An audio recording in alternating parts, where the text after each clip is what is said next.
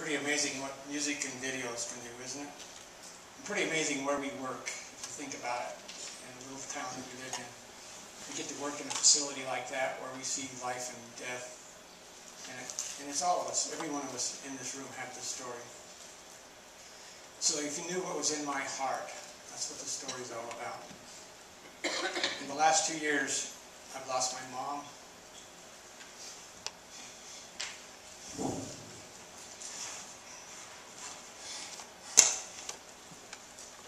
My son, and if that wasn't enough, I even had my dog killed on my front porch. At the same time, people that I love, my sister and my brother, they've had terrible problems also. I don't tell you this for sympathy, and I'm sorry I cry. I tell you this because I have a story in my heart, and it's very similar to a story that all of you have in your heart. We all have stories. That's probably why the video struck me so poignantly. In this video, in this hospital, we see patients with life-changing problems, family members with life-changing problems, nurses after 12-hour shifts, new moms and old moms, happy patients, patients dealing with bad news, and much, much more, all in one day in a hospital. Could a greater miracle happen than for us to look at the life, at someone else's life, through their eyes? What a talent that would be. I do know some people that can do that. They can put themselves in other people's shoes often. Where but in the occupation of healthcare could we witness such a profound microcosm of life? No job I can think of is more personal or more human. We all should be grateful we get to work in this kind of a profession. As you leave the parking lot of the hospital on the west parking lot, there's a sign that's kind of neglected, but it reads like this. As healthcare employees, we work in one of the last noble professions on the face of the earth. There are people, our neighbors, alive and enjoying life because of what we do. I would ask you to take a moment sometime this summer, drive through the west parking lot and look at that sign and ponder just for a moment how lucky we are to be involved in healthcare. If you can stand in someone else's shoes, see what they see, feel what they feel, would you treat them differently? I tell you, most assuredly you would. And that's our challenge. For those of us in this room, we are privileged to work in healthcare, and when we see life on parade daily in the hospital. We witness births where nobody else does. We witness deaths when nobody else does. We get to witness triumphs when people overcome surgeries and joint replacements, and we witness tragedies on a daily basis. The challenge is, in my opinion, not to become numb to all of this because it becomes so commonplace to us. We need to daily try to see life through other people's eyes. As I personally learned in the past 2 years, fate is no respecter of anyone. If you or I live long enough, bad things are going to happen to each of us. At one time or another, you're going to have to lean on someone. We need our community to know that our little hospital is a place of compassion. If we do the right things for the right reasons, not only will we always have a job, but we will always feel good about what it is we do. The most caring hospital on earth. If you don't know this is our vision by now, hopefully you'll pick up on it. Our goal is to become the most caring hospital on earth. For years, if you sat through my orientation presentations, I've held out Bingham Memorial Hospital in Blackfoot as the hospital we ought to aspire to become. I'm here to tell you that's no longer the case.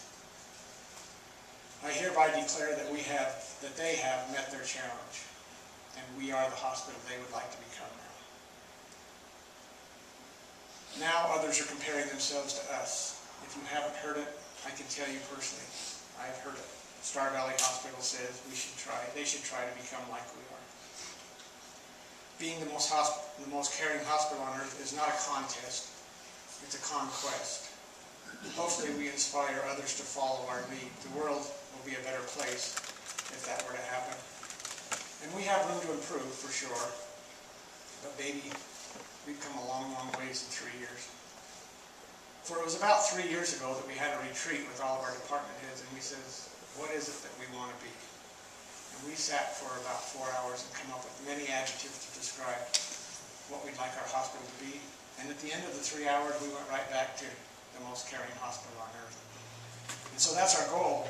And I was told once you set your goal and your vision, it takes 3 years to change the culture of the people that you work. We have 250 employees. And so it takes a while for everybody to buy into it. But this is the third year.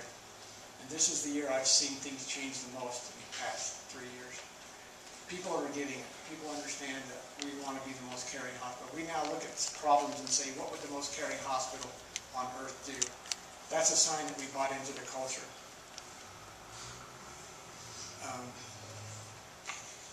Privately, we as humans, we wear a little invisible sign right here on our chest that says, make me feel important. Our patients wear this same sign. Our employees wear a sign just like it. Visitors that come to our hospital wear a sign like that. Make me feel important. Do this, and we have loyal patients, we have loyal employees, we have loyal visitors. So how do we make people, especially patients, feel important? I thought I'd try to give you some examples I've heard, or I think we ought to hear at least. Number one, call those patients by name and tell them your name. Tell them your background and what you do, and most importantly, tell them how good you are at what you do. Manage yourself up. Why? It's not bragging, I want you to know. It's not bragging. You are instilling confidence in the people that you're taking care of. They're scared. They're in a setting that they are not used to. By telling them that you are comfortable being there and that you're comfortable taking care of them, a couple of great things happen. First of all, you're giving them confidence, and secondly, you're making a commitment to them. Imagine a conversation like this. Good morning, Mr. Smith. I'm your RN. I've been an RN for 5 years now, and my patients tell me I'm dang good at what I do. Today I'm going to give you the best care you've ever had. Can you see how that instills confidence in the patient? They know you're an RN. They know you're going to take good care of them, and you just made a commitment to them for the whole day to take good care of them. The other thing would be to call a patient the next day. Any idea what an impact a personal phone call from a doctor or a nurse or a lab tech or even a biller can make on a patient? You've just validated that they're important when you make that call. You say you don't have time. I would submit to you that if you evaluate your time you spent in a day, there is time to make 1 or 2 2-minute phone calls. Manage up the team. You not only manage up yourself, but you manage up your team. Imagine a conversation similar to this one. Who's your doctor? Oh, Dr. Robinson. Oh, wise choice. Did you know he's not only board certified in OBGYN, but also in family practice? Did you know he spent a year in the busiest hospital in Seattle, doing nothing but treating complicated obstetrics, treating only those mothers that were referred from elsewhere because they were too high risk in their community hospitals? You'll like Dr. Robinson. Imagine what that does to confirm someone's decision to see Dr. Robinson. And it's not just Dr. Robinson, by the way. We could say that for our entire medical staff. I've been the administrator for 30 years, and I've worked in the hospital for 34.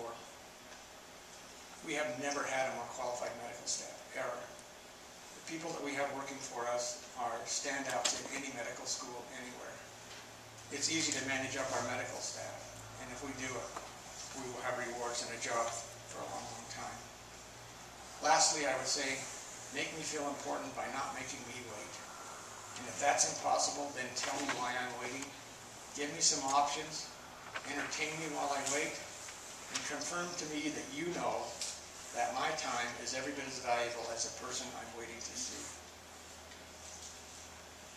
If you think your job doesn't allow you to manage up or to give extra care or make somebody feel important, I want to tell you a little story that was relayed to me by a phone call from a very happy patient who brought her husband to our emergency room a couple of months ago in the evening.